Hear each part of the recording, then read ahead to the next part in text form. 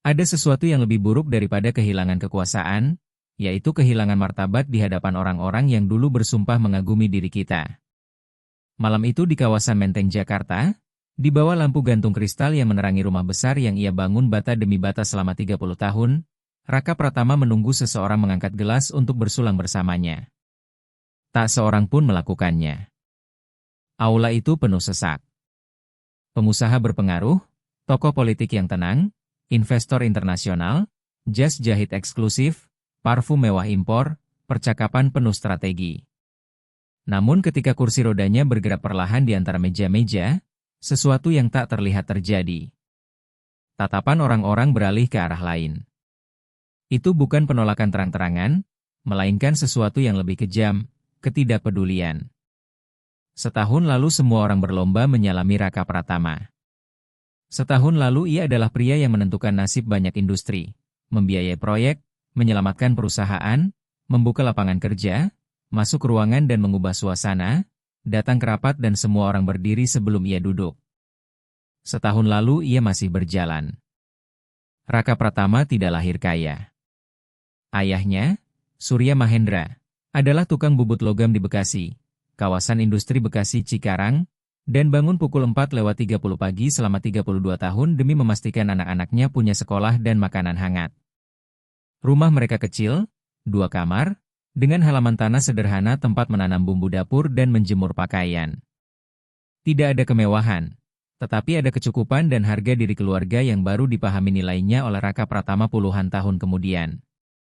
Lelaki bertangan kasar dan bersuara tenang itulah yang suatu hari duduk bersama Raka Pratama muda di meja dapur, meja laminasi hijau yang sudah ikut pindah rumah 3 kali, lalu berkata dengan ketegasan orang yang tak perlu berteriak agar didengar, "Nak, uang itu alat. Alat tidak menentukan tukangnya. Yang menentukan adalah apa yang dibangun dengannya." Saat itu Raka Pratama berusia 17 tahun. Ia baru mendapat pekerjaan pertamanya sebagai office boy di perusahaan konstruksi kecil di pusat Jakarta. Ia tidak sepenuhnya mengerti kalimat itu sore itu, tetapi menyimpannya di sudut ingatan, tempat hal-hal diam namun tidak pernah hilang. Kalimat itu menjadi kompas hidupnya selama puluhan tahun. Ia membangun usaha pertamanya pada usia 26 tahun dengan pinjaman bank yang butuh 5 tahun untuk dilunasi. 5 tahun makan bekal nasi, memakai sepatu diskon, tidak mampu memberi hadiah kepada pacarnya saat itu karena cicilan ban jatuh tempo tepat di hari ulang tahun gadis itu. Ia berkembang dengan hati-hati, penuh hormat, sambil mengingat Surya Mahendra yang selalu bangun sebelum subuh. Dan untuk waktu yang lama, bahkan setelah kaya raya, ia tak pernah lupa asal-usulnya. Ia mengunjungi karyawan yang dirawat di rumah sakit. Ia hafal nama anak-anak para satpam gedung. Suatu hari raya Natal, ia membagikan paket sembako sendiri kepada petugas kebersihan tanpa menyuruh orang lain, mengangkat sendiri kardus-kardus itu ke mobil mereka. Pada suatu sore di bulan Desember, 3 tahun sebelum kecelakaan, ia mendengar bahwa Hendra Gunawan, salah satu petugas keamanan kantor pusat yang telah bekerja 11 tahun, kehilangan istrinya karena kanker yang berkembang terlalu cepat. Lelaki itu kini sendirian dengan 3 anak berusia 8, 11, dan 14 tahun. Raka Pratama membatalkan rapat dengan investor asing dan datang langsung ke rumah duka di Jakarta Timur, wilayah yang belum pernah ia datangi sebelumnya. Ia tinggal lebih dari 2 jam, tidak berpidato, tidak berfoto, hanya hadir. Minggu berikutnya, ia diam-diam meminta bagian keuangan menyiapkan beasiswa untuk ketiga anak itu, dari sekolah dasar sampai universitas bila diperlukan. Ia hanya memberi satu syarat, Hendra Gunawan tidak boleh pernah tahu dari mana uang itu berasal. Ini bukan amal, jelasnya kepada akuntan yang memandang bingung. Ini tanggung jawab. Orang itu telah melayani saya dengan setia lebih dari 1 dekade. Hal paling sedikit yang bisa saya lakukan adalah memastikan anak-anaknya punya jalan masa depan. Sang akuntan tidak pernah benar-benar memahami keputusan itu.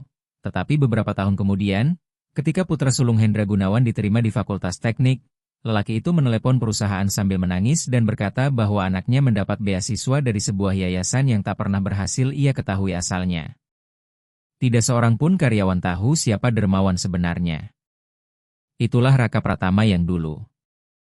Kecelakaan itu terjadi hanya dalam 1 detik kekacauan di jalan tol basah antara Jakarta dan Bandung pada dini hari Kamis, saat ia pulang dari rapat yang sebenarnya bisa dilakukan lewat panggilan video. Sebuah truk tergelincir, kemudi tak merespons, benturan brutal, lalu rumah sakit, operasi, dan diagnosis yang tidak memberi ruang bagi keajaiban. Ia tetap sadar cukup lama untuk mengerti apa yang sedang terjadi. Ia ingat kaca depan mobil pecah seperti sarang laba-laba. Ia ingat suara sirene datang dari kejauhan. Ia ingat seorang paramedis muda yang menggenggam tangannya saat petugas memotong rangka mobil dan berkata dengan tenang seperti orang yang telah melihat hal lebih buruk, "Bapak akan baik-baik saja. Bapak akan baik-baik saja." Namun ia tidak baik-baik saja, setidaknya tidak seperti maksud perempuan itu. Operasi dilakukan 4 kali. Fisioterapi berjalan berbulan-bulan tanpa hasil pasti. Para dokter berbicara di antara mereka sendiri dengan istilah medis yang ia cari lewat ponselnya pada malam-malam panjang tanpa tidur di kamar rumah sakit. Bapak harus menyesuaikan diri dengan cara hidup yang baru. Raka Pratama menatap keluar jendela lama sekali tanpa menjawab. Menyesuaikan diri. Kata itu membuatnya lebih marah daripada diagnosis manapun. Menyesuaikan diri terdengar seperti menyerah, dan ia bukan lelaki yang terbiasa menyerah. Kursi roda bukan hanya merenggut kemampuannya berjalan, tetapi juga merampas kesabaran, kelembutan, dan kemampuannya menerima bantuan tanpa rasa malu. Sebelum kecelakaan, Raka Pratama adalah orang yang dekat dengan banyak orang. Ia ingat ulang tahun para pegawai, menjenguk orang sakit, membiayai pendidikan, menyapa petugas kebersihan satu persatu dengan nama mereka, termasuk Intan Laharia, yang selama bertahun-tahun merawat rumah besar itu dengan pengabdian sunyi yang ia sadari. Meski jarang ia ucapkan terima kasih sebagaimana mestinya. Namun rasa sakit yang terus-menerus dan perasaan bergantung pada orang lain mengubahnya. Ia menjadi dingin, tajam, mudah marah.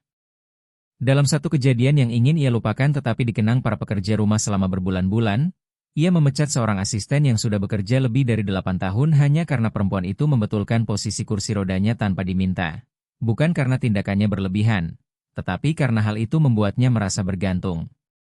Dan bagi Raka Pratama setelah kecelakaan, ketergantungan adalah sinonim dari kelemahan.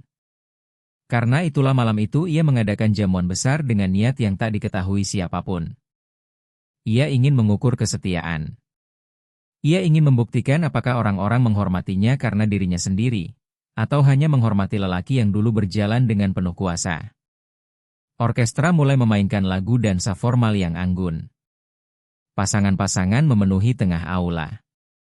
Tawa halus, gelas-gelas beradu, foto-foto yang berpura-pura sempurna.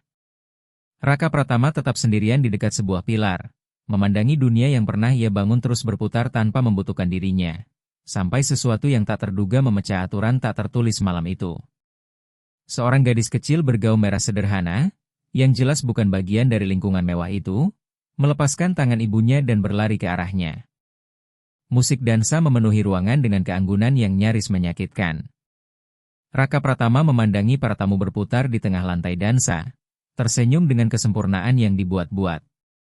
Pria-pria yang beberapa bulan lalu memohon kesempatan rapat dengannya, perempuan-perempuan yang ingin berfoto di sisinya, rekan bisnis yang memanggilnya saudara, kini bahkan nyaris tak menundukkan kepala dari kejauhan.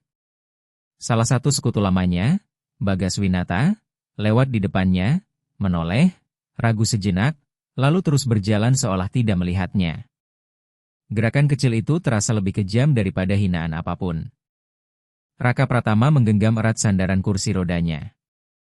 Bukan karena lemah, tetapi karena menahan diri. Ia selalu pandai membaca manusia. Dan apa yang ia lihat malam itu lebih menyakitkan daripada cedera di tulang belakangnya. Tanpa kehadiran yang gagah, tanpa sosok yang berjalan penuh keyakinan, ia tidak lagi memancarkan wibawa, melainkan ketidaknyamanan. Seorang perempuan yang memimpin yayasan budaya dan selama 4 tahun berturut-turut menerima bantuannya berjalan ke arahnya, melihat kursi roda itu, lalu dengan halus mengubah arah langkah seperti tiba-tiba teringat harus berbicara dengan seseorang di sisi lain ruangan. Raka Pratama menangkap perubahan kecil itu dengan ketelitian orang yang puluhan tahun hidup dalam negosiasi. Lalu ia mendengar bisikan dari belakang. Kasihan, masih muda sekali. Katanya sekarang kontrak pun sudah tidak ditandatangani sendiri. Hidup cepat berubah. Itu bukan kata-kata kejam, melainkan sesuatu yang lebih buruk. Komentar yang dibungkus rasa iba. Dan rasa iba seringkali adalah bentuk penghinaan yang paling sopan.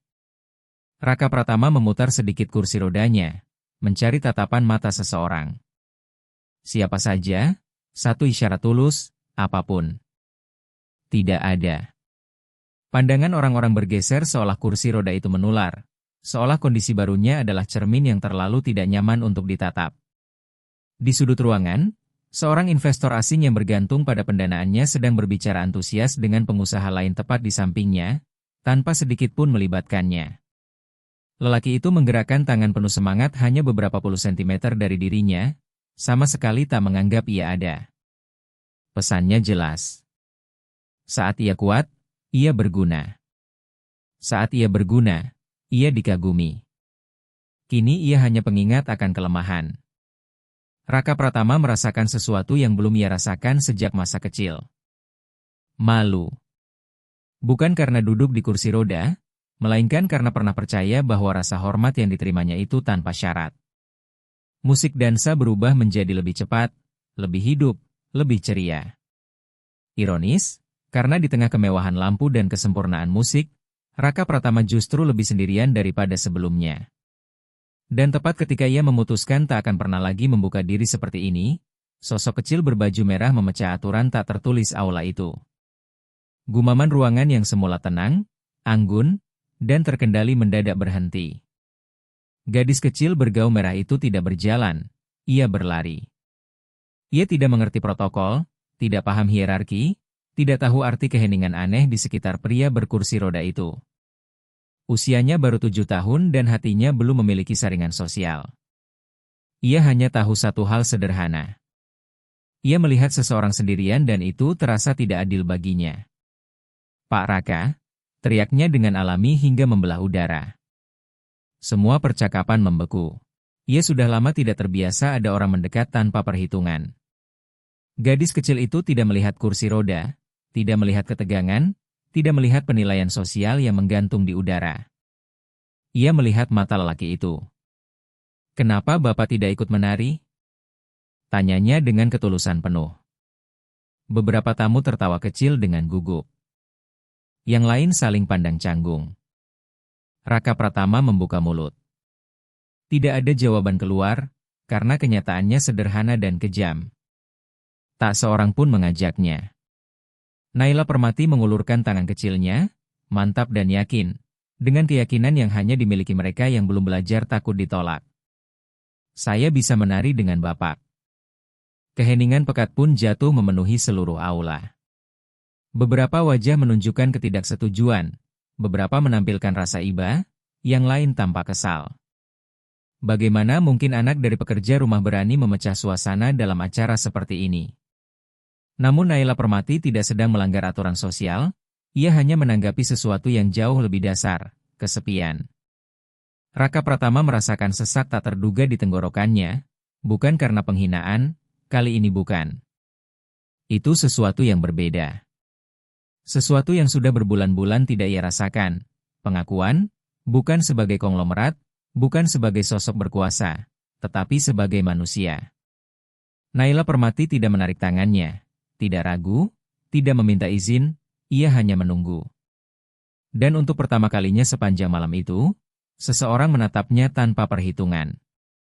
Musik dansa naik sedikit intensitasnya, dan seluruh aula tahu bahwa sesuatu akan terjadi. Sesuatu yang tak bisa dikendalikan siapapun. Keheningan terasa lebih berat daripada musik.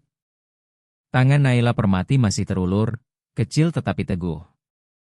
Raka Pratama melihat ke sekeliling, wajah-wajah tegang, tatapan tidak nyaman, senyum palsu. Banyak yang berharap ia menolak dengan sopan, berharap staf rumah turun tangan, berharap tatanan sosial pulih dengan sendirinya, tetapi sesuatu di dalam dirinya retak, atau mungkin justru terbuka. Perlahan ia meletakkan tangannya di atas tangan gadis kecil itu. Gumaman halus menyebar ke seluruh ruangan seperti gelombang tertahan. Naila Permati tersenyum dengan kebahagiaan begitu tulus hingga mematahkan semua perhitungan sosial. Kebahagiaan murni karena ia berhasil mendapatkan satu hal yang diinginkannya. Lelaki yang sendirian itu tidak lagi sendiri. Kalau begitu, ayo, kata Raka Pratama. Ia memutar kursi rodanya ke tengah aula, bukan dengan canggung, tetapi dengan keyakinan. Orkestra yang semula bingung akhirnya mengerti situasinya. Sang dirigen memberi isyarat kecil, melembutkan irama lagu agar menyesuaikan. Naila Permati mulai berjalan memutar sambil menggenggam tangannya, menandai irama dengan langkah kecil dan lembut. Itu bukan koreografi sempurna, melainkan sesuatu yang lebih baik. Itu nyata. Raka Pratama membiarkan musik menuntunnya.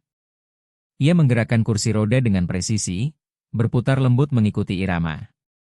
Ia tidak berpura-pura bisa berjalan, tidak menyembunyikan apapun, ia menari dari keadaan dirinya yang sekarang. Dan untuk pertama kalinya malam itu, seluruh aula memandangnya bukan dengan rasa kasihan, melainkan dengan keterkejutan, bahkan kebingungan, karena lelaki yang mereka abaikan kini berada di pusat perhatian. Bukan karena uang, bukan karena kuasa, tetapi karena kemanusiaan. Di meja dekat sana, seorang pengusaha perempuan bernama Dian Puspita, yang tadi sengaja memalingkan muka ketika ia lewat, menurunkan gelasnya perlahan lalu terdiam menatap. Wajahnya berubah sedikit demi sedikit seperti orang yang baru mengerti lelucon yang ternyata tidak lucu. Di meja lain, Bagas Winata, lelaki yang tadi berpura-pura tidak melihatnya, berhenti bicara di tengah kalimat. Orang yang sedang berbicara dengannya menunggu, tetapi ia tak melanjutkan. Ia hanya memandangi tengah aula dengan ekspresi campuran kagum dan malu. Di sudut ruangan, fotografer acara menurunkan kameranya selama beberapa detik, bukan karena tak ada yang bisa dipotret, tetapi karena pemandangan itu terasa terlalu besar untuk dimasukkan ke dalam gambar. Naila Permati tertawa setiap kali mereka berputar. Sepatu merah kecilnya menyentuh lantai marmer dengan ritme yang tidak sempurna, hidup, dan jujur. Ia tidak melihat seorang konglomerat yang jatuh, ia melihat pasangan menari. Musik terus berjalan, tetapi tak ada lagi yang menari. Pasangan-pasangan yang beberapa menit lalu memenuhi lantai dansa berhenti tanpa sadar. Ada yang diam membeku, ada yang pura-pura membetulkan jas, tetapi semuanya memandang ke tengah ruangan, kepada lelaki yang mereka perlakukan seperti tak terlihat, kini justru dilihat oleh satu-satunya orang yang tidak mengerti hierarki. Naila Permati menengadah lalu berbisik tanpa mikrofon, tanpa strategi, "Bapak tidak kelihatan sedih waktu menari." Kalimat itu menembus dada Raka Pratama, karena itu benar.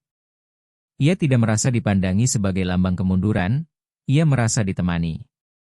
Raka Pratama berputar sekali lagi, kali ini lebih lebar dan lebih bebas.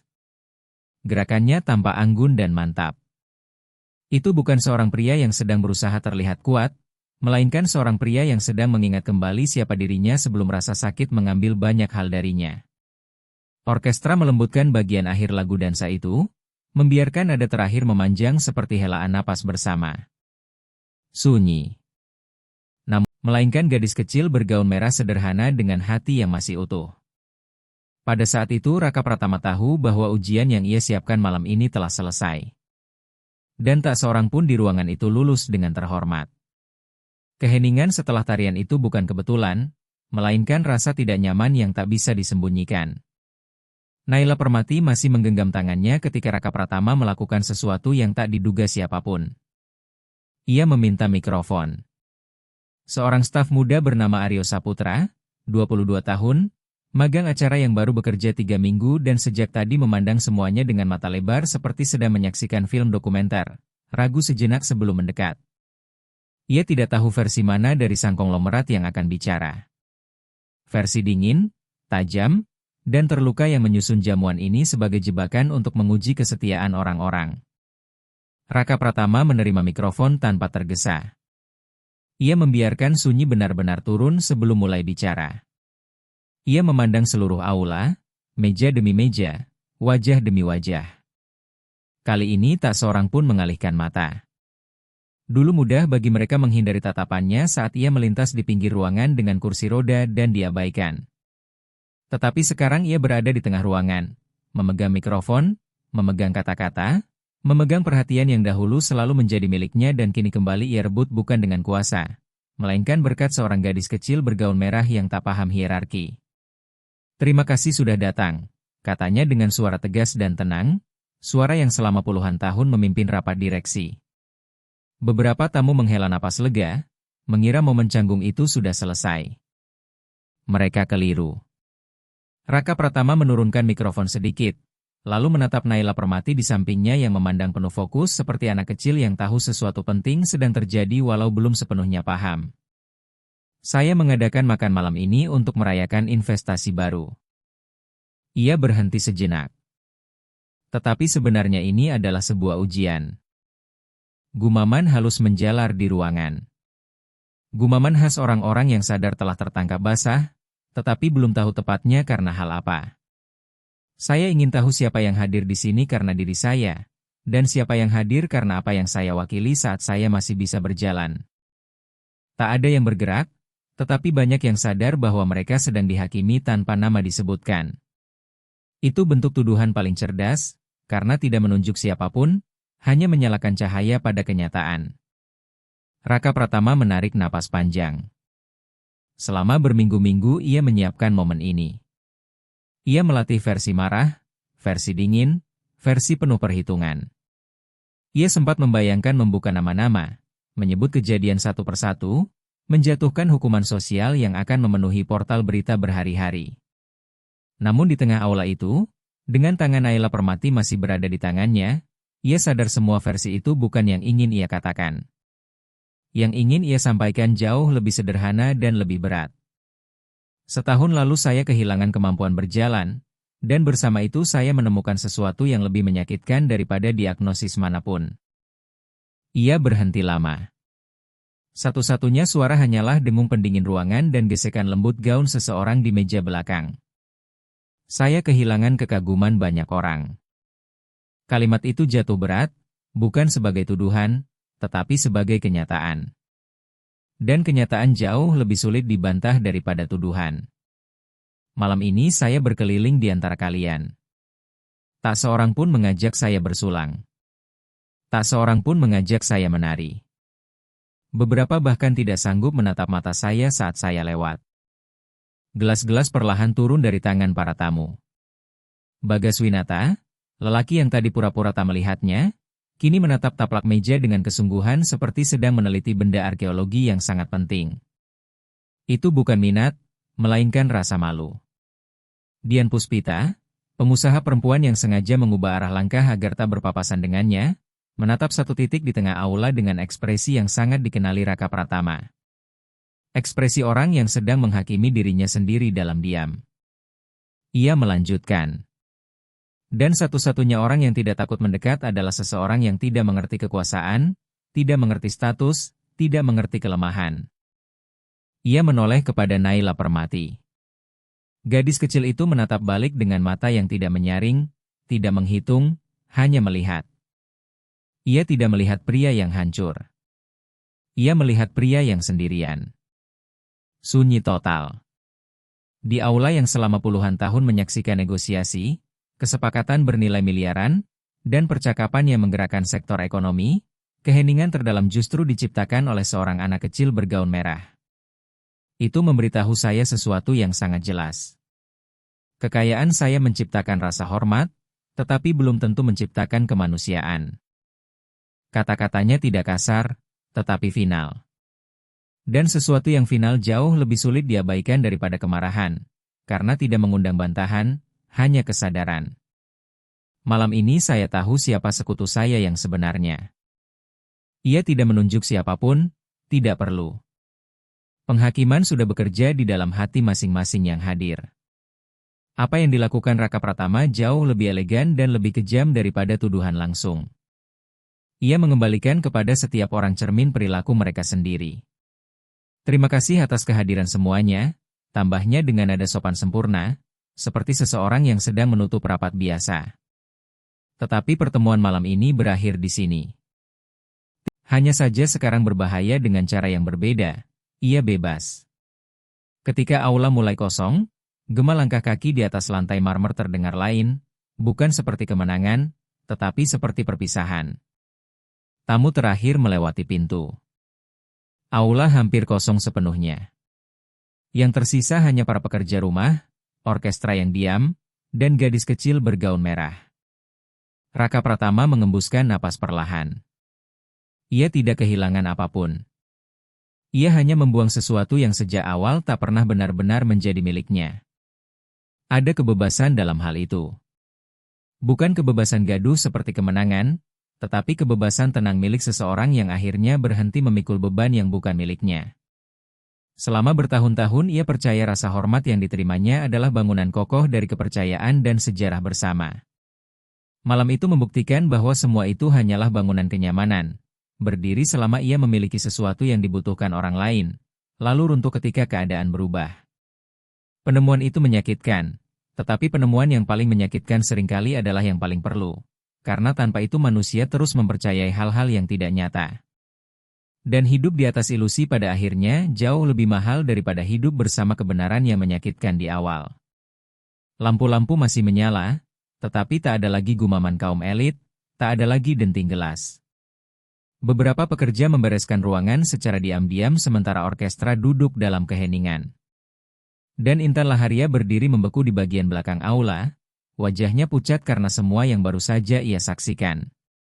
Putrinya masih berada di sisi Raka Pratama, menggenggam tangannya seolah itu adalah hal paling wajar di dunia. Raka Pratama kembali mengambil mikrofon, tetapi kali ini suaranya bukan untuk publik, melainkan penuh kedekatan. Intan Laharia, bisakah Anda mendekat sebentar? Perempuan itu ragu, menoleh ke sekeliling dengan cemas, lalu secara refleks mengusap tangannya pada celemek, kebiasaan bertahun-tahun meski malam itu ia datang bukan untuk bekerja. Ia berjalan menuju tengah aula dengan langkah kecil dan gugup. "Pak, saya minta maaf kalau anak saya," Raka Pratama memotong lembut. "Jangan minta maaf." Ia memutar kursi rodanya menghadap para pekerja rumah yang masih berdiri memperhatikan dari kejauhan. Rumah ini selama bertahun-tahun penuh dengan orang-orang penting, tetapi hari ini saya mengerti bahwa kebesaran sejati tidak selalu duduk di meja utama. Intan Laharia menunduk tak nyaman. "Saya sudah mengambil keputusan," lanjut Raka Pratama. "Rumah besar ini tidak akan lagi hanya menjadi lambang kekuasaan. Tempat ini akan menjadi rumah yang terbuka." Beberapa pekerja saling berpandangan terkejut. "Saya akan membangun program tetap di sini. Pendidikan, seni, musik, untuk anak-anak para pekerja, untuk anak-anak yang tidak pernah mendapat kesempatan yang selama ini dianggap biasa oleh banyak orang." Mata Naila Permati membesar penuh haru meski ia belum sepenuhnya memahami maknanya. Raka Pratama menatap langsung ke arahnya. "Untuk anak-anak yang tidak pernah kehilangan kemampuan melihat orang lain sebagai manusia." Tubuh Intan Laharia mulai bergetar halus. "Pak, ini terlalu besar." "Yang terlalu besar," jawab Raka Pratama dengan tenang, "adalah memberi jutaan rupiah kepada orang-orang yang tak pernah benar-benar melihat sesamanya." Ia berhenti sejenak.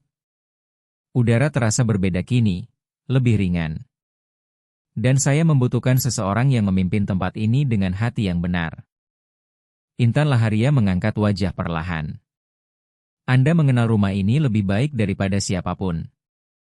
Anda tahu setiap sudut, setiap kisah, setiap pekerja." Sunyi sejenak.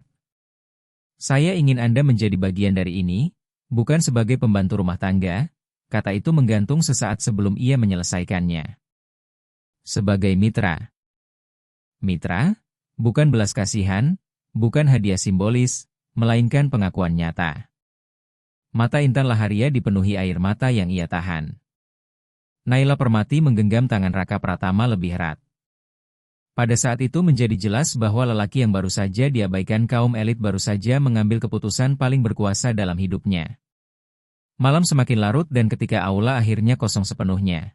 Setelah gema langkah kaki para tamu munafik lenyap seluruhnya, Raka Pratama meminta dibiarkan sendiri. Intan Laharia membawa Naila Permati pulang. Gadis kecil itu masih bingung tetapi bahagia. Para pekerja menyelesaikan beres-beres dalam keheningan penuh hormat. Lampu diredupkan. Musik telah berhenti. Hanya suara air mancur dari taman yang terdengar samar mengiringi sunyinya rumah itu. Raka Pratama tetap berada di tengah aula, tepat di tempat ia menari beberapa menit sebelumnya. Ia memandangi lantai marmer berkilau di bawah roda kursinya dan merasakan sesuatu yang selama berbulan-bulan tak ia izinkan muncul. Kerentanan tanpa pertahanan. Kecelakaan itu bukan hanya melumpuhkan kakinya, tetapi juga membekukan bagian-bagian jiwanya. Ia teringat jalan tol basah itu. Setir yang berputar tanpa kendali, benturan keras, suara logam terlipat seperti kertas. Lalu rumah sakit, operasi, para dokter berbicara pelan mengira ia tidak mendengar. Cedera permanen, mobilitas terbatas, penyesuaian diri. Kata itu kembali mengusiknya lebih dari diagnosis manapun. Menyesuaikan diri terdengar seperti menyerah, dan ia bukan pria yang biasa menyerah. Selama berbulan-bulan ia mengubah rasa sakit menjadi kekerasan hati. Setiap bantuan ia tafsirkan sebagai pengingat akan kehilangan. Setiap tatapan iba ia anggap ancaman terhadap harga dirinya. Sedikit demi sedikit, tanpa sadar, ia berhenti menjadi pria yang menjenguk pegawai sakit, yang membiayai pendidikan, yang bertanya tentang keluarga orang-orang. Jika ia tidak membiarkan siapapun mendekat, maka tak seorang pun akan melihat apa yang telah hilang darinya. Namun malam itu sesuatu retak pada baju zirah yang selama ini melindunginya. Bukan pidatonya, bukan karena ia mengusir para tamu, melainkan tangan kecil dari gadis bergaun merah itu. Naila Permati tidak melihat keterbatasan, tidak melihat kejatuhan, tidak melihat kelemahan. Ia melihat seseorang yang membutuhkan teman.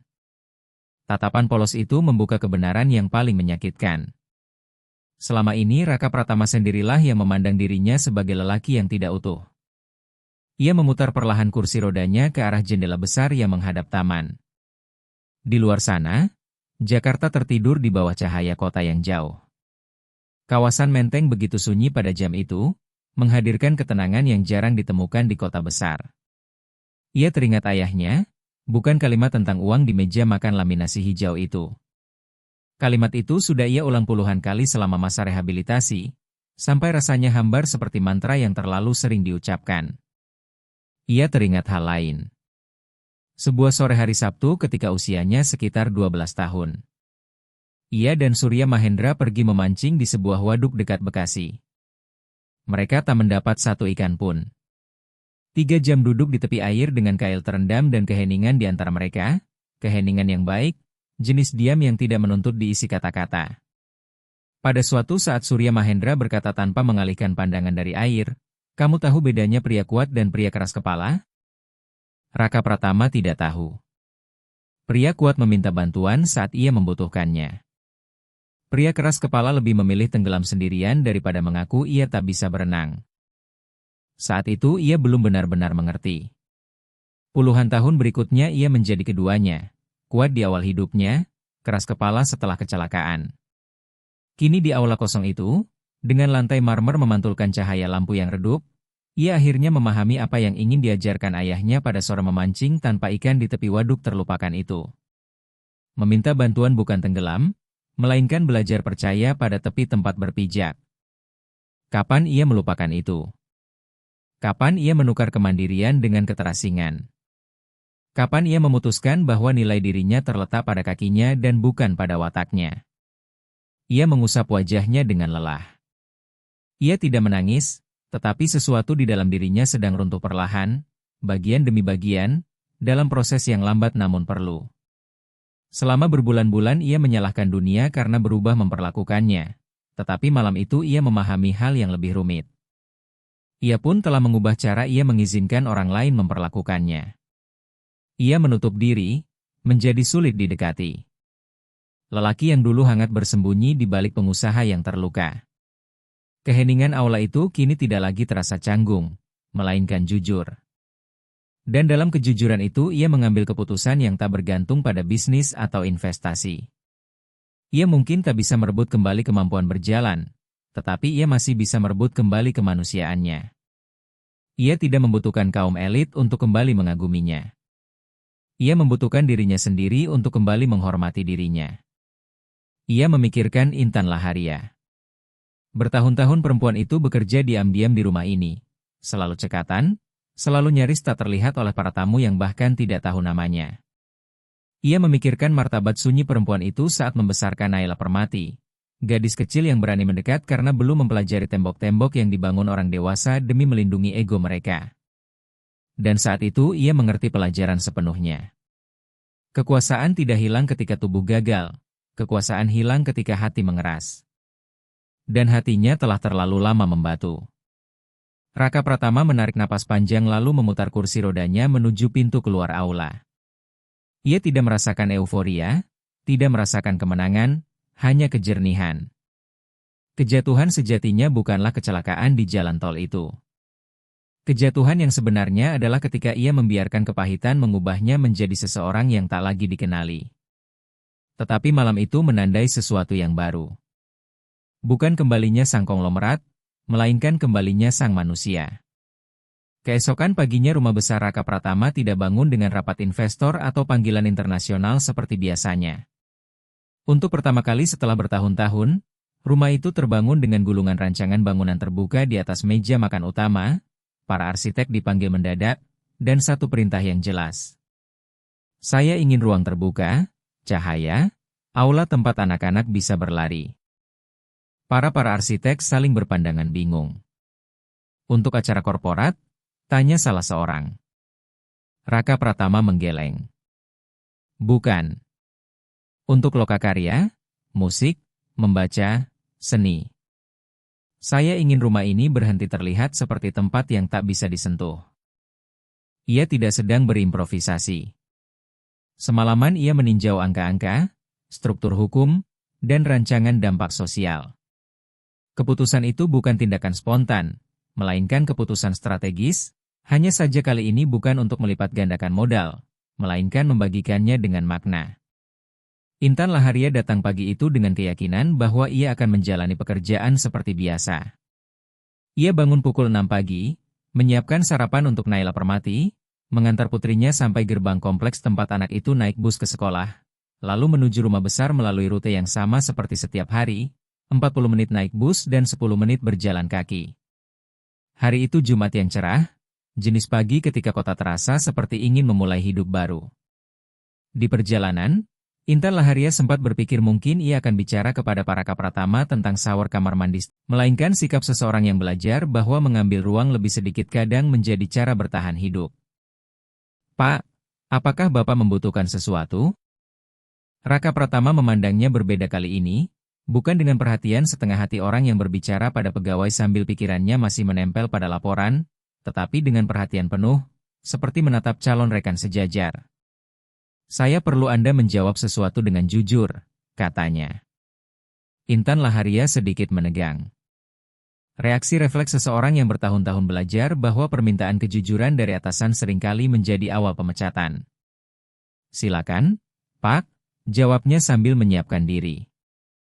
Menurut Anda, apa yang paling dibutuhkan anak-anak yang Anda kenal? Pertanyaan itu begitu jauh dari dugaannya sampai ia perlu beberapa detik untuk memahaminya. Bukan tentang pekerjaan, bukan tentang dirinya, melainkan tentang anak-anak. Ia ragu sesaat, bukan karena tak tahu jawabannya, ia tahu dengan sangat baik, tetapi karena jarang ada orang yang bertanya dengan niat sungguh-sungguh untuk mendengar. Ia menatap Raka Pratama. Lelaki itu menunggu tanpa tatapan menilai, tanpa sikap orang yang sudah menentukan jawaban lebih dulu, benar-benar menunggu. Rasa aman, jawab Intan Laharia akhirnya dengan suara mantap. Dan seseorang yang mengatakan bahwa mereka boleh menginginkan hidup yang lebih baik.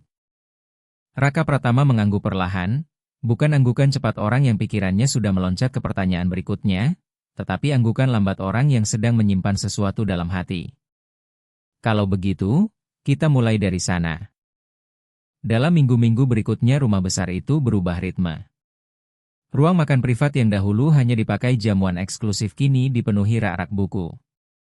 Salah satu ruangan samping berubah menjadi kelas dengan jendela lebar yang membiarkan cahaya pagi masuk. Aula pesta lama mulai diubah menjadi ruang budaya. Kabar itu menyebar dari Menteng sampai kawasan SCBD Sudirman. Beberapa pengusaha menyebutnya krisis emosional, yang lain menganggapnya strategi pencitraan. Tetapi Raka Pratama tak lagi menjawab rumor, ia menjawab keyakinan. Di tengah perubahan itu, sesuatu yang lain juga tumbuh diam-diam. Percakapannya dengan Intan Laharia menjadi semakin sering. Bukan percakapan romantis, melainkan percakapan yang jujur. Mereka berbicara tentang masa kecil sederhana perempuan itu, tentang bagaimana ia belajar bekerja sejak muda, tentang bagaimana ia membesarkan Naila Permati seorang diri tanpa kehilangan kelembutan. Raka Pratama mendengarkan dengan perhatian tulus, bukan dengan sikap merasa lebih tinggi, bukan dengan belas kasihan. Ia mendengarkan sebagai manusia. Suatu sore, saat mereka mengawasi sekelompok kecil anak-anak yang pertama kali mengunjungi perpustakaan baru itu, Naila Permati berlari paling depan di antara rak-rak buku, matanya membesar seolah belum pernah melihat begitu banyak buku berada di satu tempat yang sama. Gadis kecil itu berhenti di depan sebuah buku bergambar astronot di sampulnya, lalu menoleh kepada Raka Pratama dan bertanya dengan keseriusan seseorang yang sedang mengambil keputusan penting. "Boleh saya ambil yang ini?" "Ambil sebanyak yang kamu mau," jawabnya. Naila Permati memeluk buku itu ke dadanya seperti harta karun. Raka Pratama memandanginya lama. Ia berpikir bahwa anak kecil ini pernah masuk ke aula penuh orang-orang berkuasa tanpa rasa takut sedikit pun, dan sekarang berdiri di sana memeluk buku tentang astronot tanpa sadar bahwa ia telah mengubah arah hidup seorang miliarder. Kadang-kadang kepolosan adalah bentuk keberanian yang paling murni. Beberapa hari kemudian, Naila Permati datang membawa selembar gambar yang dilipat 4 dan disimpan di saku seragam sekolahnya. Ia membuka lipatan itu dengan hati-hati lalu menyerahkannya kepada Raka Pratama dengan kesungguhan orang yang sedang memberikan sesuatu yang sangat penting. Itu gambar pensil warna. Seorang pria di kursi roda sedang menari di bawah lampu gantung kristal besar. Di sampingnya ada gadis kecil bergaun merah. Di atas gambar itu, dengan tulisan miring dan belum rapi tetapi tegas, tertulis, "Kalau seseorang sendirian, kita ajak." Raka Pratama menatap gambar itu cukup lama sampai Naila Permati mulai khawatir. "Jelek ya?" tanyanya cemas. "Tidak," jawab Raka Pratama dengan suara yang sedikit berubah. "Ini sempurna." Ia melipat kertas itu perlahan dan menyimpannya di saku dalam jasnya, tempat gambar itu akan tinggal selama berbulan-bulan. Minggu-minggu berikutnya membawa sesuatu yang tidak pernah ia rencanakan. Pada awalnya, percakapannya dengan Intan Laharia murni soal pekerjaan, jadwal, anggaran, logistik pusat kegiatan. Intan Laharia memiliki bakat alami dalam mengatur dan melihat kebutuhan yang bahkan belum disadari orang lain sampai berubah menjadi masalah. Ia bukan pebisnis, tetapi ia memiliki sesuatu yang tak bisa dibeli uang, intuisi manusia. Ia tahu kapan seorang anak sedang sedih meski sedang tersenyum. Ia tahu kapan seorang ibu membutuhkan bantuan meski tidak meminta. Ia tahu nama semua pekerja dan masalah yang sedang mereka hadapi di rumah. Bukan karena suka bergosip, tetapi karena perhatian yang tulus. Raka Pratama mulai menyadari bahwa keputusan-keputusan terbaiknya dalam proyek baru itu selalu keputusan yang lebih dulu melewati pertimbangan Intan Laharia. Suatu sore berhujan, ketika anak-anak sedang mengikuti kelas melukis dan aroma cat bercampur dengan bau hujan di udara, mereka bertemu di dapur, bukan di kantor resmi, bukan di ruang utama, tetapi di dapur, tempat paling sederhana di rumah itu. Di atas meja kayu rustik yang dulu disarankan Intan Laharia untuk menggantikan meja island marmer mahal yang dipasang dekorator dan tak pernah benar-benar dipakai siapapun. Intan Laharia sedang membuat kopi sementara Raka Pratama memperhatikan uap yang naik perlahan di antara mereka.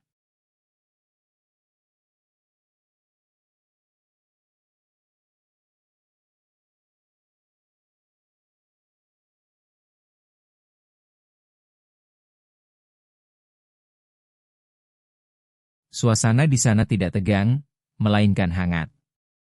"Dulu Bapak tidak banyak bicara," katanya sambil tersenyum tipis tanpa maksud menyindir. Raka Pratama tertawa kecil. "Dulu saya juga tidak banyak mendengar." Kalimat itu menggantung di antara mereka seperti pengakuan ringan namun jujur. Intan Laharia menatapnya dengan campuran hormat dan sesuatu yang lebih sulit diberi nama. Itu bukan rasa kasihan. Tidak pernah rasa kasihan. Itu adalah pengakuan. Lelaki di hadapannya bukan lagi konglomerat dingin yang membuat orang terdiam.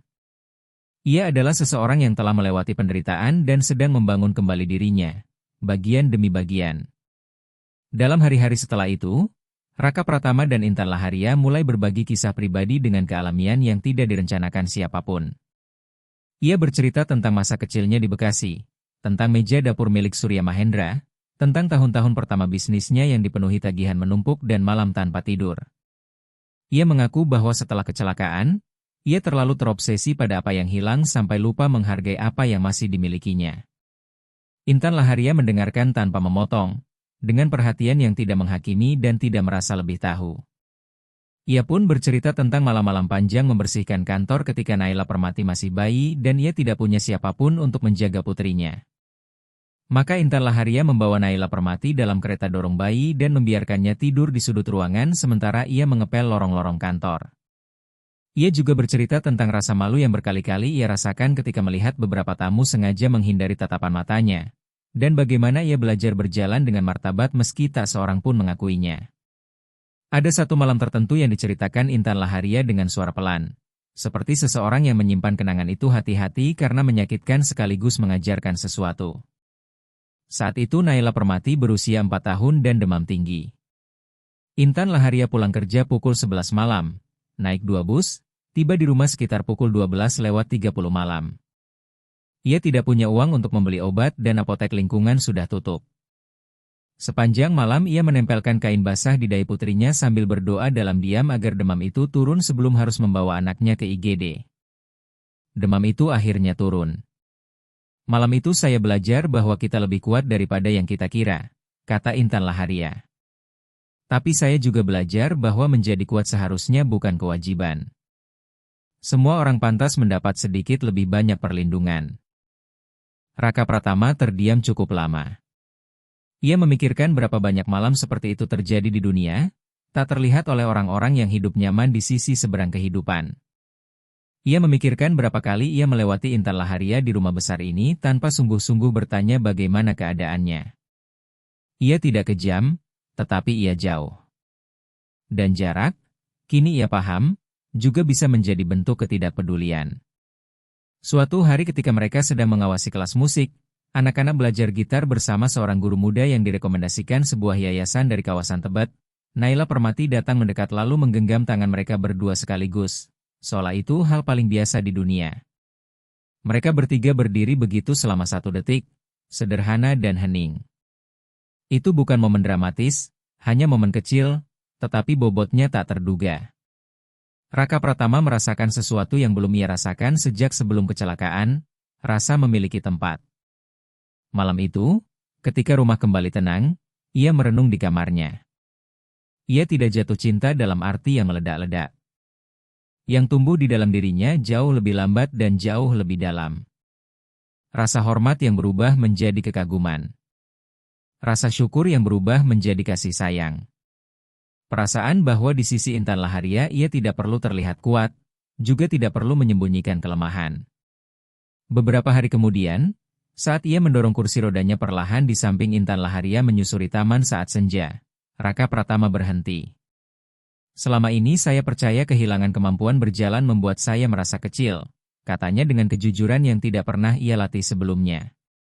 Tapi sekarang saya mengerti, yang membuat saya merasa kecil adalah ketakutan untuk membutuhkan orang lain. Intan Laharia tidak langsung menjawab. Ia hanya melangkah sedikit lebih dekat. Membutuhkan orang lain bukan kelemahan, katanya lembut. Itu kemanusiaan. Tidak ada pernyataan cinta besar. Tidak ada janji mendadak. Hanya tatapan yang bertahan lama dan jujur, tempat keduanya memahami bahwa sesuatu yang baru sedang dimulai. Bukan dari belas kasihan, bukan dari perbedaan kelas sosial, melainkan dari saling menghormati. Dan untuk pertama kalinya setelah waktu yang lama, Raka Pratama tidak takut pada apa yang sedang ia rasakan, karena ia mengerti bahwa kekuatan sejati bukan mengendalikan segalanya, tetapi berani membiarkan seseorang mendekat tanpa rasa takut. Jakarta tidak butuh waktu lama untuk menyadari perubahan itu. Rumah besar di Menteng, yang selama bertahun-tahun menjadi lambang eksklusivitas dan pertemuan tertutup, mulai muncul di portal berita lokal karena alasan berbeda. Lokakarya gratis, program pendidikan, konser anak-anak terbuka untuk masyarakat. Ada yang menyebutnya strategi pembaruan citra. Ada yang menyindir sang konglomerat sedang mencoba memulihkan nama baik setelah kecelakaan. Yang tidak dipahami siapapun adalah bahwa perubahan ini bukan pemasaran, melainkan keyakinan. Suatu pagi tim komunikasinya memberitahu bahwa banyak pengusaha meminta pertemuan. Mereka ingin terhubung kembali, menilai peluang kerja sama baru, dan menjajaki program sosial bersama. Raka Pratama mendengarnya tanpa terkejut. Kekuasaan selalu menarik orang selama masih menghasilkan manfaat, tetapi kali ini ia memegang kendali emosional atas keadaan itu. Siapkan sebuah konferensi, kata Raka Pratama dengan tenang. Di rumah ini tidak akan ada acara gala. Tidak akan ada minuman mewah bersoda, tidak akan ada karpet beludru mahal. Acara akan diadakan di aula utama lama yang kini telah berubah menjadi ruang budaya.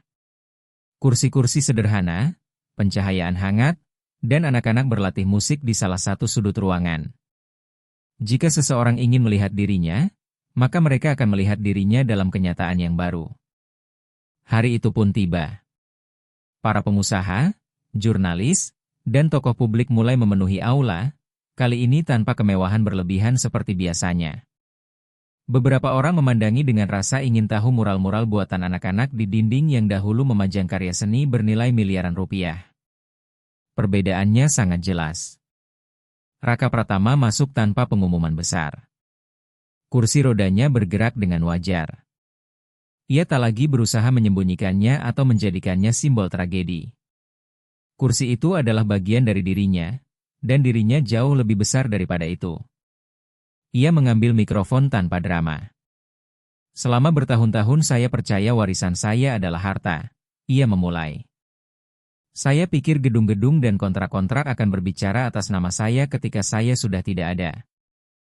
Aula mendengarkan dengan saksama. Tetapi kecelakaan memaksa saya menghadapi pertanyaan yang tak pernah saya ajukan sebelumnya. Siapa saya ketika kekuasaan yang terlihat menghilang? Beberapa pengusaha saling bertukar pandang dengan canggung. Saya menemukan bahwa kekayaan sejati tidak diukur dari saham atau properti. Kekayaan sejati diukur dari dampak terhadap manusia. Ia menunjuk lembut ke bagian belakang, tempat beberapa anak sedang berlatih pertunjukan musik. Rumah ini sekarang menjadi milik sesuatu yang lebih besar daripada nama keluarga saya. Seorang jurnalis mengangkat tangan dengan ketepatan orang yang ingin mengguncang suasana. Pak Raka Pratama, ada yang mengatakan ini hanya reaksi emosional setelah kecelakaan, bahwa Bapak memakai kegiatan sosial untuk memulihkan reputasi. Apa jawaban Bapak? Aula langsung menegang. Raka Pratama menatap jurnalis itu selama 1 detik, bukan dengan marah, melainkan dengan ketenangan orang yang tak perlu lagi membuktikan apapun. Orang yang berpikir begitu masih percaya bahwa semua hal yang dilakukan manusia hanya untuk dilihat orang lain. Ia berhenti sejenak. Jika Anda menolong seseorang yang jatuh di jalan, apakah itu strategi pencitraan? Sang jurnalis tidak menjawab. Gumaman kecil terdengar di ruangan. Itu sudah menjawab pertanyaan Anda. Ia melanjutkan, saya telah memutuskan menata ulang kekayaan saya. Sebagian besar akan dialokasikan secara permanen untuk pusat ini, bukan sebagai yayasan biasa, tetapi sebagai model yang bisa diterapkan di kota-kota lain. Kamera-kamera langsung menyesuaikan arah. Dan saya ingin memperkenalkan secara resmi orang yang akan memimpin proyek ini bersama saya. Intan Laharia berdiri di belakang ruangan tanpa niat menjadi pusat perhatian. Ketika namanya disebut, ia membeku. Intan Laharia tidak lagi menjadi perempuan yang membersihkan rumah ini, kata Raka Pratama dengan suara jelas. Ia adalah direktur operasional pusat ini dan mitra saya dalam tahap hidup yang baru. Keheningan turun sangat dalam. Ia lebih memahami daripada siapapun arti tumbuh tanpa privilese. Dan jika proyek ini ingin memiliki jiwa, maka proyek ini membutuhkan pemimpin dengan pengalaman nyata. Intan Laharia berjalan maju dengan langkah tertahan. Ia tidak mengenakan kemewahan, ia mengenakan martabat. Para pengusaha yang dulu mengabaikannya kini melihat sesuatu yang berbeda. Mereka bukan sedang melihat pria yang melemah, melainkan pria yang telah mendefinisikan ulang kekuasaannya. Jurnalis yang sama melontarkan pertanyaan yang tak terhindarkan. Apakah kehidupan pribadi Bapak juga akan berubah di tahap baru ini? Aula menahan napas. Raka Pratama menoleh kepada Intan Laharia. Bukan dengan sandiwara, melainkan dengan ketulusan. Kehidupan pribadi selalu berubah ketika seseorang memutuskan hidup dengan kejujuran. Itu bukan pernyataan cinta langsung, tetapi cukup jelas sehingga semua orang memahami bahwa yang terjadi di sana bukan belas kasihan, melainkan pilihan. Ketika konferensi berakhir, tidak ada tepuk tangan berlebihan.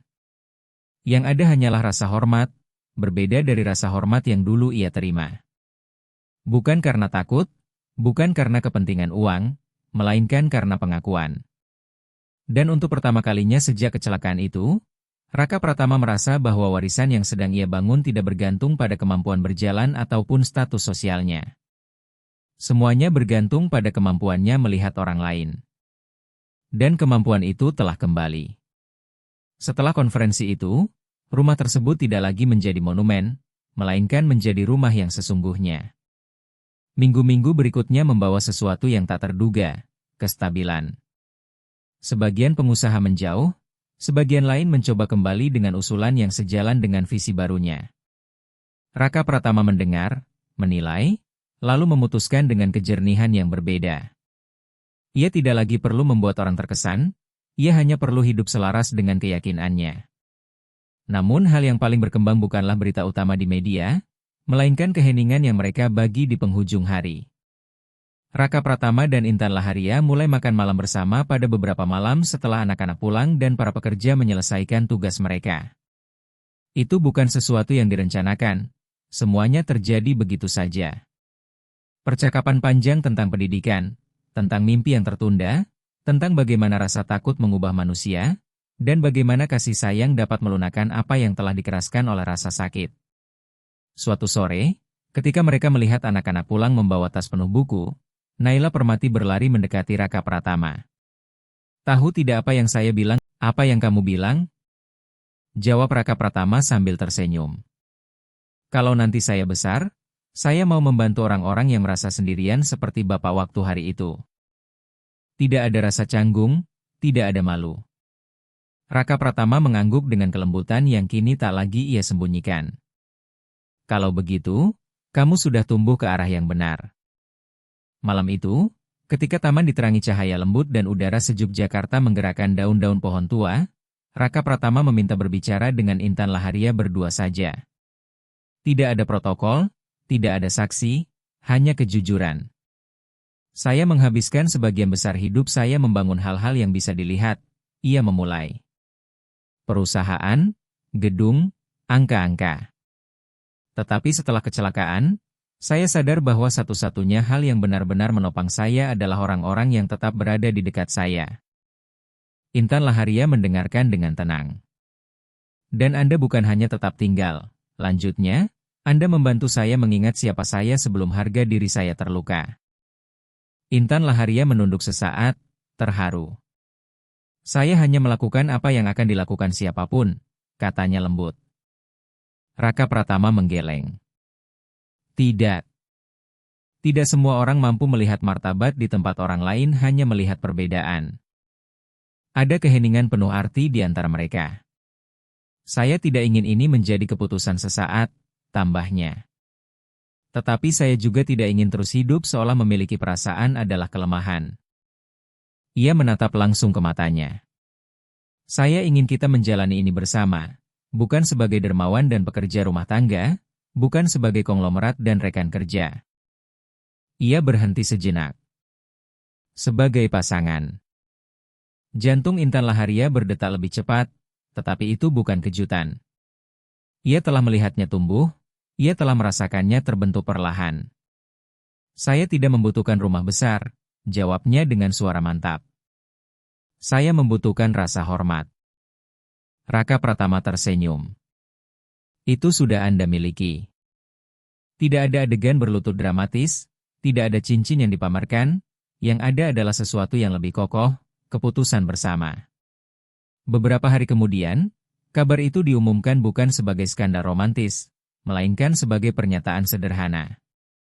Raka Pratama dan Intan Laharia akan meresmikan pernikahan mereka tanpa kemewahan, tanpa sorotan media berlebihan, hanya keluarga, anak-anak dari pusat kegiatan, dan beberapa rekan terdekat.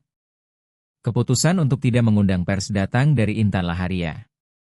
Kita tidak butuh penonton, katanya suatu sore ketika mereka membahas rincian acara. Semua yang kita butuhkan sudah ada di sini. Raka Pratama setuju tanpa ragu.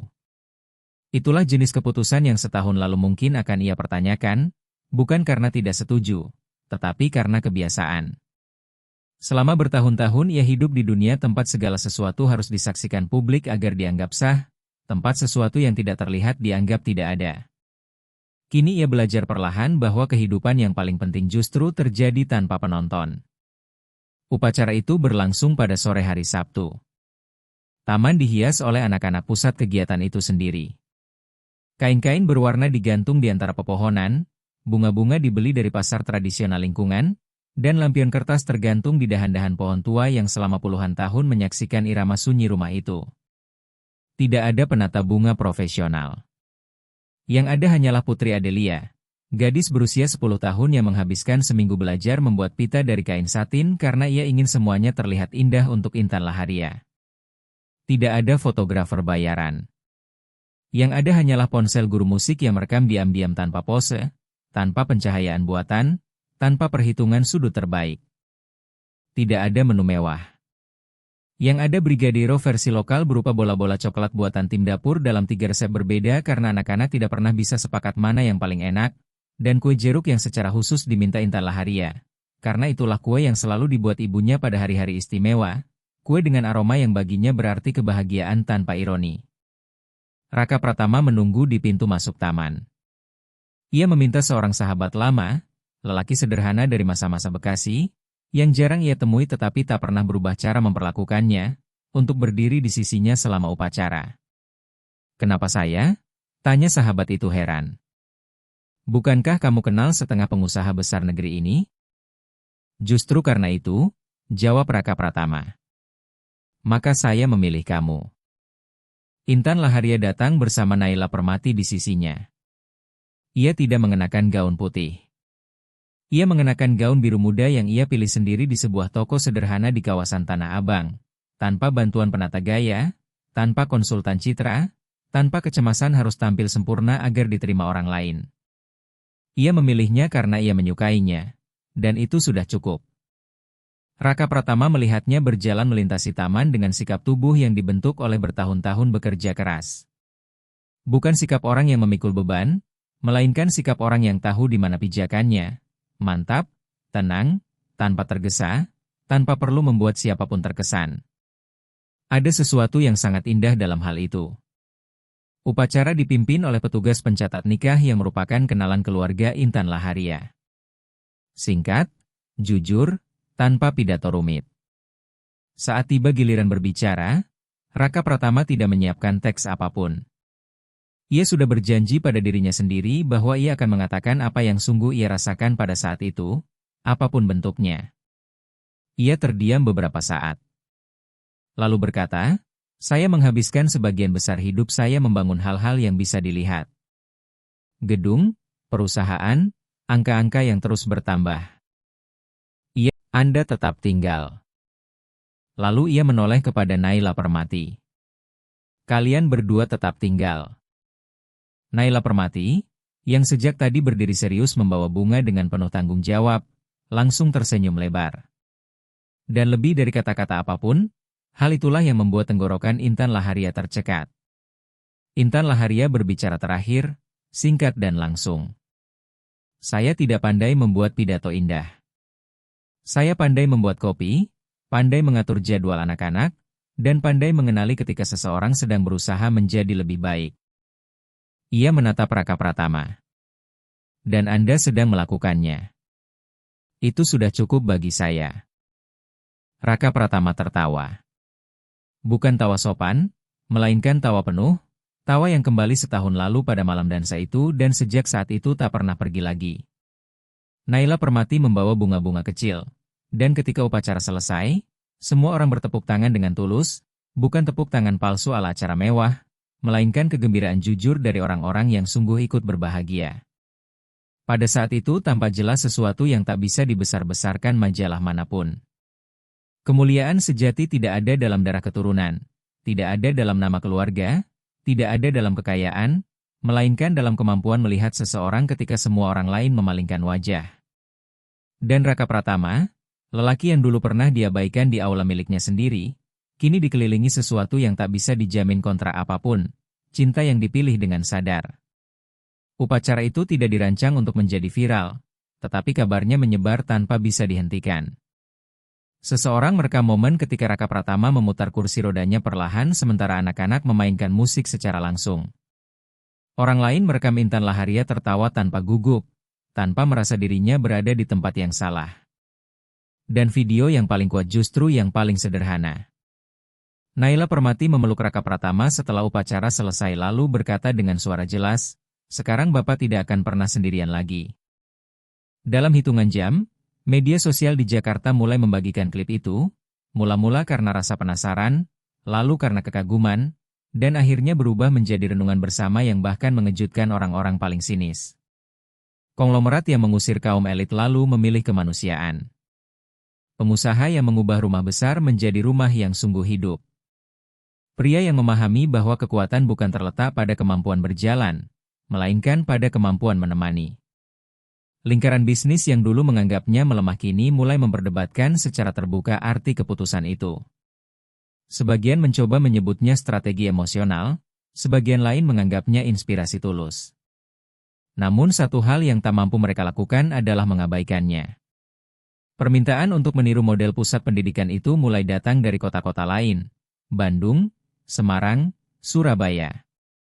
Organisasi internasional menanyakan rancangan sistem yang memadukan investasi swasta dengan pengelolaan komunitas yang nyata. Raka Pratama tidak silau oleh perhatian baru itu. Ia telah mempelajari sesuatu yang penting. Persetujuan dari luar sangat mudah berubah. Hari ini memuji, besok melupakan. Tetapi kali ini perbedaannya jelas. Orang-orang bukan sedang bertepuk tangan untuk kekayaannya, mereka bertepuk tangan untuk perubahannya. Dalam sebuah wawancara televisi yang ia setujui beberapa minggu kemudian, di acara bincang-bincang malam dengan rating tinggi, sang pembawa acara mencoba menggiring percakapan ke arah romansa, kontras kelas sosial, dan kisah bak dongeng tak terduga. Ia adalah presenter berpengalaman, terkenal pandai menemukan sisi emosional dari setiap cerita lalu menariknya sampai sesuatu pecah atau terbuka. Dengan Raka Pratama, cara itu tidak berhasil. Pak Raka Pratama, bagaimana Bapak menggambarkan apa yang terjadi dalam hidup Bapak selama 2 tahun terakhir? Sebuah titik balik, sebuah koreksi arah, jawabnya. Sang pembawa acara memiringkan kepala, mencoba mencari jalan lain. Banyak orang menyebut ini kisah cinta. Miliarder jatuh cinta pada pekerja rumah tangga. Ada sesuatu yang terasa sangat sinematik di dalamnya. Ada sesuatu yang nyata di dalamnya, jawab Raka Pratama, dan itu berbeda dari sinematik. Apa bedanya? Raka Pratama berpikir sejenak. Di film, cerita berakhir saat pernikahan. Dalam kehidupan nyata, pernikahan justru tempat cerita benar-benar dimulai. Bagian sulit bukan pernyataan cinta, melainkan hari berikutnya, lalu hari sesudahnya, lalu hari setelah itu. Sang pembawa acara mencoba pendekatan lain. Tetapi Bapak mengakui ada simbol yang sangat kuat. Pria terkaya di ruangan diabaikan, lalu putri petugas kebersihan justru yang mendekat. Itu hampir seperti alegori. Itu terasa nyata, jawab Raka Pratama tenang, karena memang nyata. Itu sungguh terjadi. Dan sebagian besar kisah nyata memiliki makna simbolis, karena kenyataan lebih berani daripada fiksi. Fiksi harus bisa dipercaya. Kenyataan tidak punya kewajiban itu. Sang pembawa acara tersenyum, senyum yang berarti kalimat itu terlalu bagus untuk dilewatkan.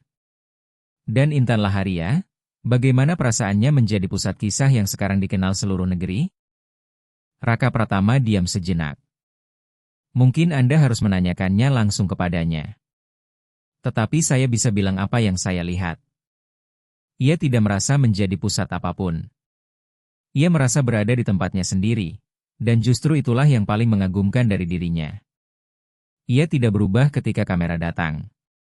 Ia tetap orang yang sama, orang yang mengatur jadwal anak-anak pukul 6 pagi saat tak seorang pun melihat. Dan Naila Permati? Raka Pratama tersenyum lebar, tanpa perhitungan. Naila Permati menganggap mengajak orang yang sendirian untuk menari adalah hal paling wajar di dunia. Ia tidak mengerti kenapa semua orang membuatnya menjadi hal besar. Sang pembawa acara tertawa. Mungkin dia benar. Dia pasti benar. Kalimat itu dibagikan ribuan kali di media sosial malam itu, karena kalimat itu memiliki bobot, karena jujur, dan karena datang dari seseorang yang akhirnya belajar melihat hidup dengan benar. Karena di dunia yang terbiasa dengan kisah penebusan diri yang dibuat untuk konsumsi publik, ada sesuatu yang sangat menenangkan dari seorang pria yang tidak berusaha menjadi lebih dari dirinya sendiri. Seseorang yang pernah salah, belajar, lalu memilih jalan berbeda. Sementara itu pusat kegiatan itu terus berkembang. Semakin banyak anak datang, semakin banyak relawan bergabung, semakin banyak keluarga menemukan tempat bertumpu. Intan Laharia memimpin dengan tegas dan peka, mendapatkan rasa hormat bukan karena ia istri sang konglomerat, tetapi karena kemampuannya yang nyata melihat apa yang harus dilakukan sebelum orang lain sempat meminta.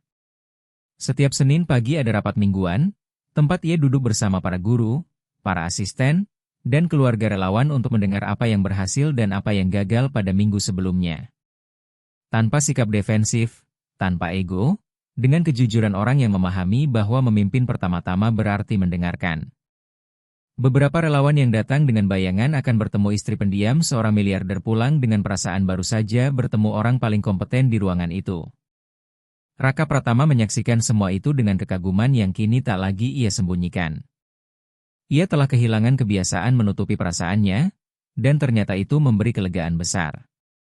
Suatu hari seorang rekan bisnis lama yang pernah berpura-pura tidak melihatnya pada malam gala itu, lelaki bernama Dimas Wirawan, pengelola dana investasi berkantor di kawasan SCBD Sudirman, meminta pertemuan pribadi.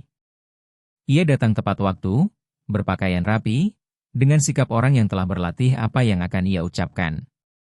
Saya meremehkan apa yang Bapak sedang bangun, katanya dengan kegugupan yang tampak tulus. Dan saya meremehkan apa yang Bapak sedang jalani. Raka Pratama mendengarkannya tanpa tergesa, tanpa dendam, tanpa kenikmatan tersembunyi untuk membalas yang sebenarnya mudah sekali dirasakan. Saya juga meremehkan apa yang sesungguhnya penting, jawabnya. Selama sangat lama. Dimas Wirawan tampak lega sekaligus bingung, seperti orang yang menyiapkan diri menghadapi badai tetapi justru menemukan matahari. Apakah saya bisa berkontribusi untuk pusat ini? Bisa, kata Raka Pratama. Temui Intan Laharia, dia akan memberitahu apa yang benar-benar dibutuhkan. Dimas Wirawan mengangguk lalu pergi 20 menit setelah datang.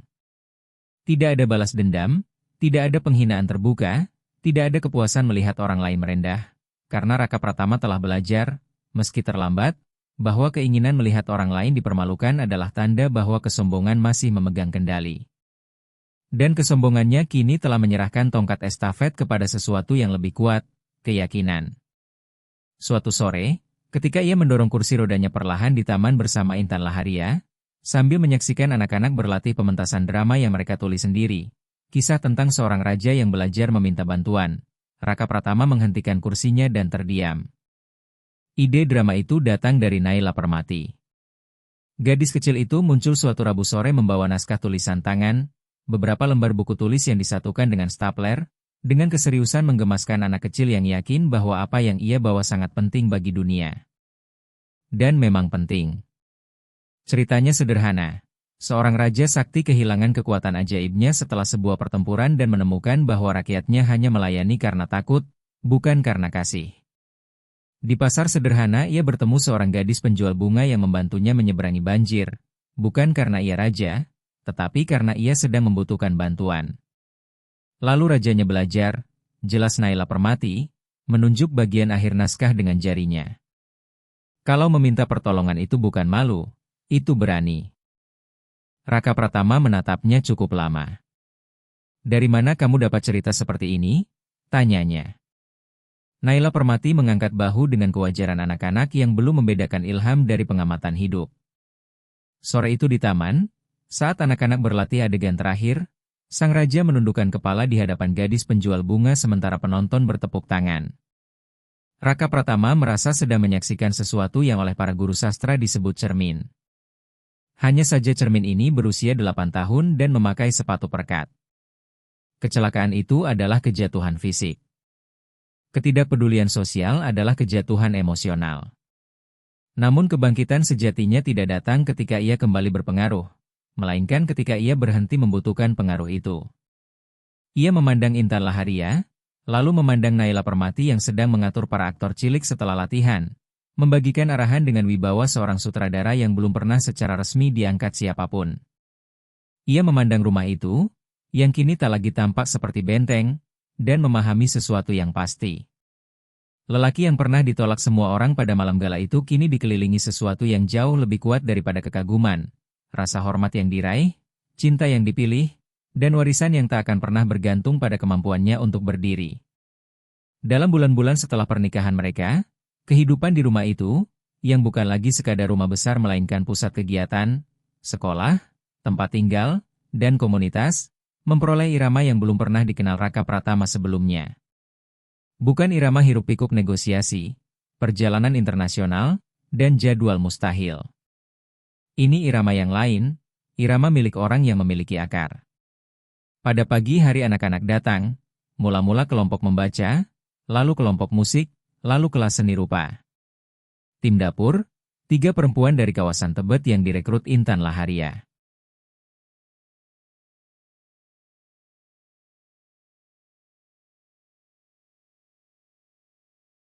Dan bekerja dengan kesungguhan orang yang paham bahwa memberi makan juga bentuk kepedulian, menyiapkan kopi, buah, dan roti panggang yang aromanya naik sampai 2 lantai.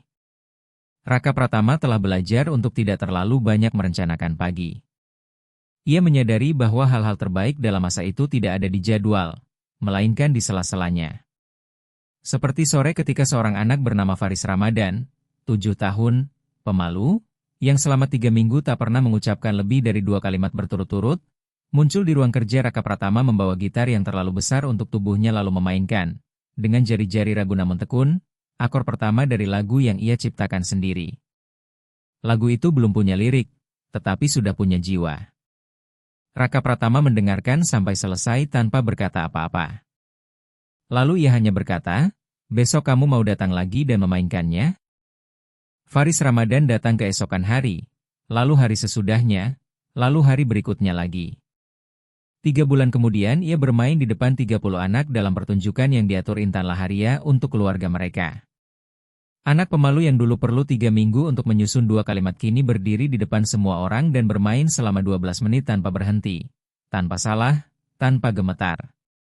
Raka Pratama berdiri di bagian belakang aula dan pura-pura membaca dokumen agar tak seorang pun melihat matanya berkaca-kaca. Intan Laharia, di sampingnya, tidak berpura-pura apapun. Ia menangis dengan alami, karena ia tahu ada emosi yang memang pantas terlihat. Itulah salah satu hal yang paling dikagumi Raka Pratama darinya. Ia tidak menyembunyikan apa yang ia rasakan. Ia telah belajar terlalu dini bahwa kerentanan bukan lawan dari kekuatan, melainkan buktinya. Suatu malam setelah lampu pusat kegiatan padam dan taman hanya diterangi bulan serta lampu jalan jauh di Menteng, Raka Pratama dan Intan Laharia duduk di beranda, ia di kursi roda, ia di kursi rotan yang dibeli dari pasar di Tanah Abang, lalu mereka diam cukup lama. Itu bukan keheningan yang harus diisi. Itu jenis diam yang hanya lahir di antara 2 orang yang tak lagi perlu saling meyakinkan. Pernah terpikir bagaimana hidupmu kalau malam itu tidak terjadi?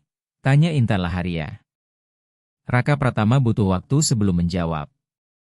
Setiap hari, katanya akhirnya.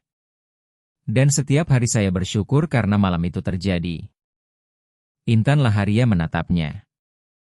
Bahkan kecelakaannya? Ia berpikir sejenak. Terutama kecelakaannya. Intan Laharia mengangguk perlahan, seperti orang yang memahami sesuatu yang tak perlu dijelaskan lagi. Tahu tidak apa yang paling aneh? Kata Intan Laharia setelah beberapa saat. Apa? Saya membersihkan rumah ini selama 6 tahun. Mengepel lantai marmer ini, mencuci jendela-jendela ini, merapikan lemari-lemari ini. Ia berhenti sejenak. Dan saya tidak pernah membayangkan suatu hari saya akan duduk di sini seperti ini. Raka Pratama menatapnya. Sejak dulu Anda pantas duduk di sini seperti ini. Intan Laharia tersenyum. Senyum kecil, jujur, tanpa dibuat-buat. Saya tahu, katanya sederhana. Hanya butuh waktu agak lama sampai semua orang lain menyadarinya. Dan Raka Pratama memahami bahwa itu juga bentuk martabat. Setahun setelah malam ketika tak seorang pun mau bersulang dengannya, aula yang sama kembali penuh. Tetapi kali ini tidak ada jas yang sedang menghitung keuntungan, tidak ada gelas diangkat karena kepentingan, tidak ada senyum strategis, tidak ada percakapan yang menyembunyikan ambisi. Yang ada anak-anak berlari di antara meja, tawa tulus, dan kehidupan. Lampu gantung masih menyala, tetapi tidak lagi menerangi ego, melainkan harapan. Lantai marmer yang dulu memantulkan ketidakpedulian kini memantulkan sepatu-sepatu kecil yang melangkah kacau sambil menari. Meja utama, meja yang setahun lalu dipenuhi gelas minuman mewah yang tak pernah diangkat untuknya, kini ditutupi taplak kotak-kotak sederhana dan penuh piring berisi bola-bola coklat, potongan bolu jagung, serta mangkuk es buah yang dipesan Intan Laharia dari usaha kecil di Jakarta Utara. Tidak ada menu rumit, yang ada kasih sayang.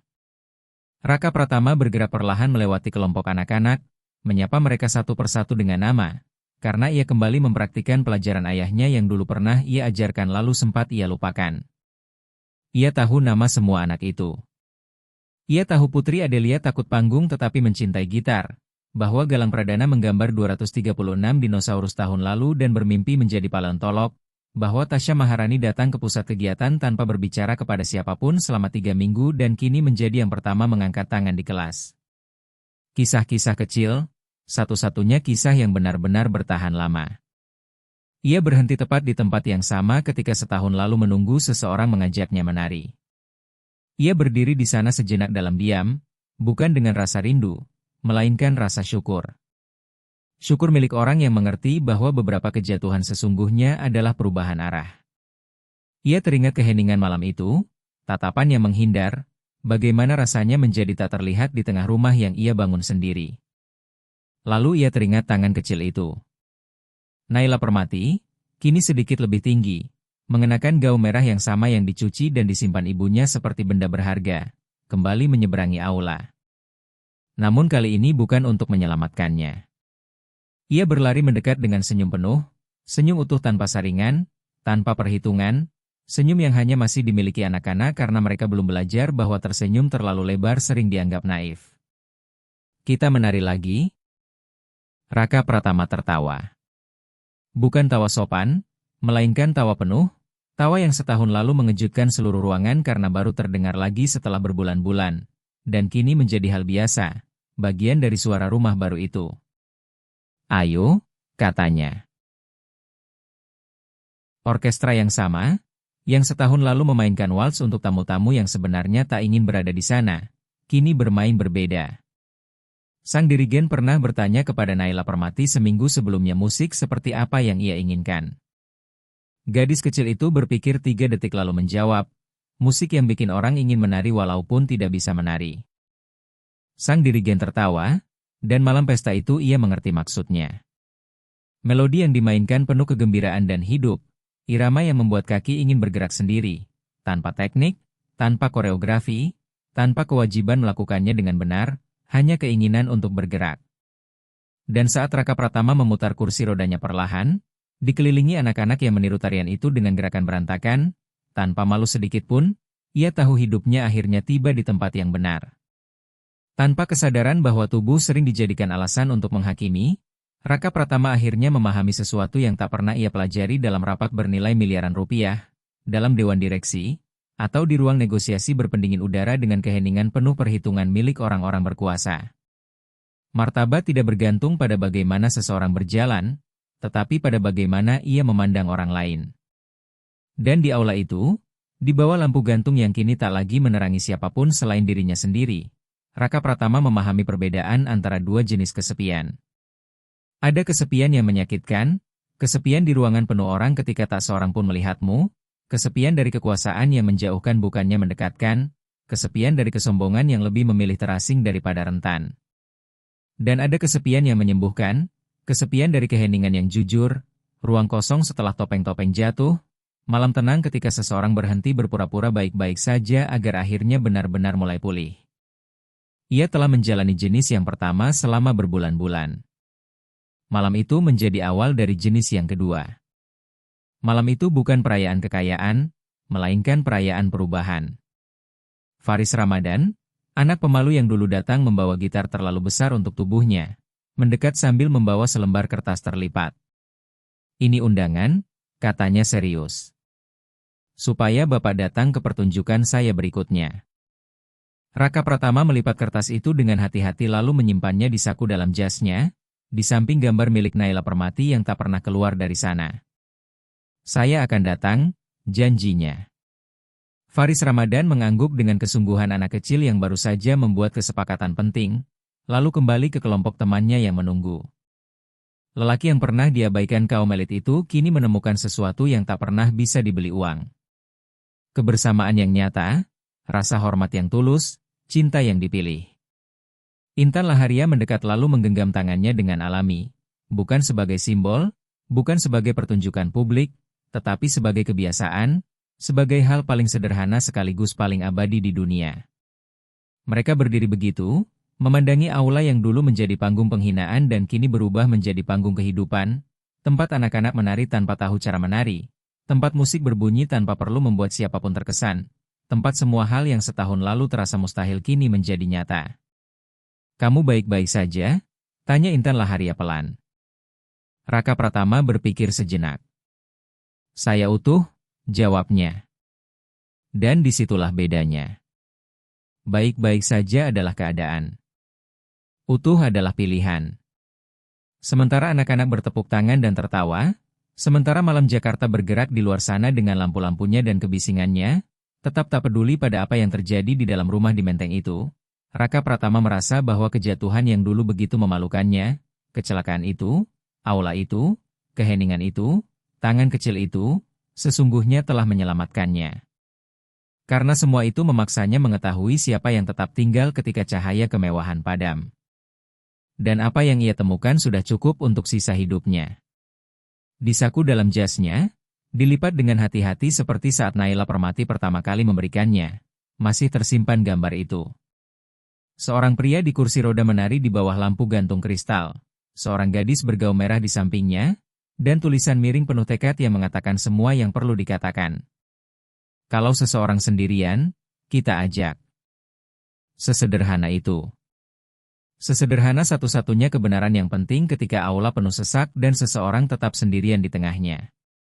Raka Pratama menutup jari-jarinya di atas kertas itu dengan lembut, seperti menjaga sesuatu yang tak bisa dibeli kembali. Ia memandang Intan Laharia, memandang Naila Permati, memandang anak-anak yang menari tanpa sadar bahwa mereka sedang mengajarkan sesuatu. Dan ia tahu, dengan kejernihan yang tak memerlukan kata-kata, bahwa warisan yang ia tinggalkan tidak akan berupa nama yang dipahat di marmer, melainkan wajah seorang gadis kecil bergaun merah yang suatu hari masuk ke aula penuh miliarder dan hanya melihat seorang pria sendirian yang membutuhkan teman. Itu sudah cukup. Itu adalah segalanya. Tamat. Jika kisah ini menyentuh hati Anda, jika Anda merasakan sesak haru di aula sunyi itu, jika kisah ini mengingatkan bahwa kekayaan sejati bukan terletak pada uang melainkan pada kemanusiaan, dukung cerita keluarga drama sekarang juga, karena di sini kami tidak menceritakan kisah kosong. Dan saya ingin tahu sesuatu yang istimewa. Dari kota atau daerah mana Anda menonton kisah ini? Tulis di komentar. Mungkin seseorang akan membaca lalu berkata, "Saya juga dari sana." Dan jika suatu hari Anda melihat seseorang duduk sendirian di tengah ruangan yang penuh, jangan menunggu orang lain mendekat. Anda yang ambil langkah pertama. Sampai jumpa di kisah berikutnya.